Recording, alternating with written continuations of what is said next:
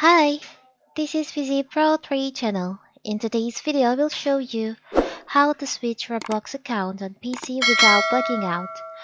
Before we get started, don't forget to subscribe and turn on the notification to keep you updated about this channel. So let's go!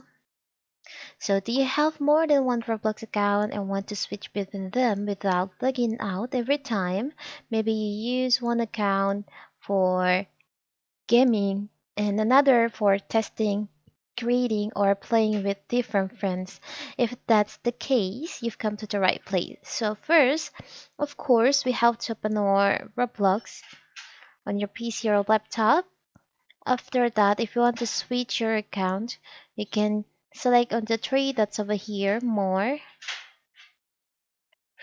You can scroll down and you'll find there is an option switch account. You can select on that. And then here, you can add account if you uh, want to log into another account first. If you haven't logged in yet to your other account, and if you already logged in before, you'll have the option like this, and you can just select on the account that you want to log in. For example, I want to log into this account. You can select on the account. And here you go, you just log into your another account, Roblox. It's very simple, right?